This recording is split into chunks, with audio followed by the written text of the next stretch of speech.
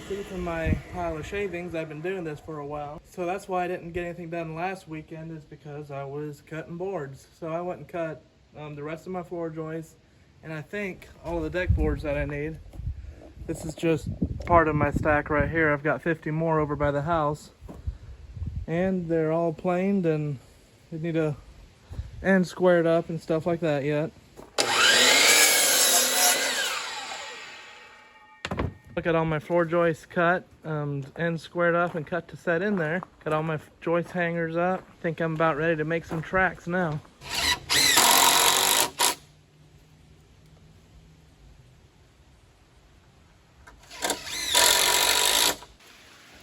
This is the next day. Unfortunately, it's raining, but I got all my floor joists laid out yesterday. Got this outside band put on and started laying out boards. Got them, I'm not fasting them down yet. I just sawing them to length and laying them out.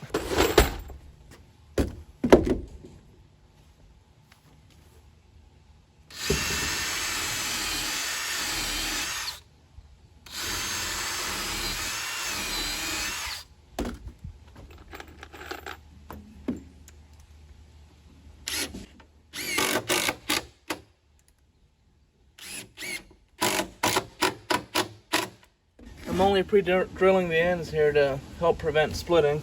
You can see this one, well, this is not a middle board, but it's cupping. Basically the grain's going this way.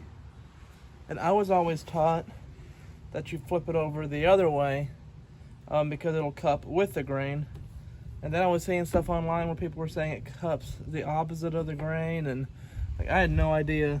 So one guy said that if you ask 10 people, 5 people say it'll cup one way and 5 the other way. So I started paying attention to some other deck boards and things, and it does seem like the majority of them, when it's curving this way, will cut the opposite way of the grain. But I've seen them the other way too, so I know they cut both ways. So basically what I did is I just went and picked the nicest side and put that up. I'm using oak for this flooring, and it's all our species of oak around here. I don't really know them apart. I know I've got some white oak and then quite a bit of red, but you know, our red oaks, we've got different types of red oaks. But all of these are at least 2 years old, 2 to 5 years that these logs were down. You can see it's got this worm-eaten look to it, and I think it looks pretty cool actually. Almost all of it has that. So I've cut them mostly down to 6 inches wide, and they're 1 1/8 inches thick. I made 1 1/4 inches, then I planed off 1/8. The only problem is when I was cutting them on the mill, I didn't realize they're resharpened blades. It's the first time I was using the resharpened ones, so I'm wondering if that's what did it. But you can see the gaps, like there's a lot of wavy cuts. But I'm not, you know, totally happy with it, but I'm okay with it. I think it's looking pretty good. And the reason it stepped down from that porch is for the ceiling height. I don't want it to be too low. That thumping you hear is the pigs over there eating the feeder. So I know back in the winter, I had put up that post saying I'm gonna be building a barn. And I put up a video with me making the building pad. It's right there.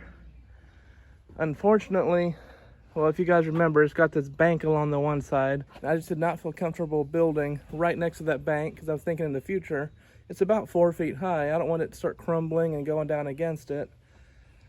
So I really want a poured wall, maybe even just a block wall, but at least a block wall. And I can't really afford that right now, so I'm postponing it. Hopefully I can get to that next year. So for the time being, I'm building a porch. I had cut quite a few posts and some 2x6s and stuff, so I wanted to use it up.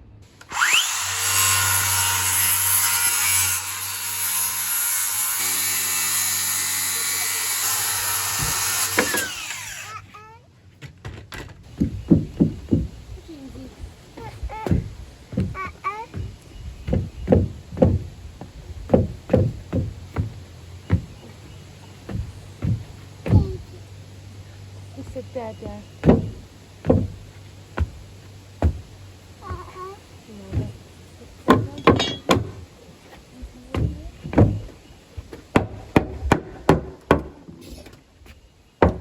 Well, this is the next weekend, and minus what you just saw, this is what I got accomplished last weekend. And as you can see, the porch is already being used. Now let's move this. So I'm just finishing up putting up on the boards that are notched around the posts. And after that's done, I'm gonna put the rails on. I put up a temporary handrail just to keep the kids from falling off. But I'm gonna put up these cattle panel rails. And even though I've got a sawmill, I'm using these cattle panels, actually goat panels, for my rails. And if you don't have a trailer or don't want to pull a trailer, this is actually a good way of hauling it. 16-foot panels on the back of a little 6-foot bed. I finally got the deck boards finished, and now I'm going along and putting these strips on because my panel rails are actually going to go on the outsides of the post. I know that's not the way it's typically done, but the panels come in either 16-foot sections or 8-foot sections, and I've got 8.5 feet between my posts here, and so it just doesn't come out right. So I'm gonna run them on the outside of these posts, and I'm still gonna make it look good.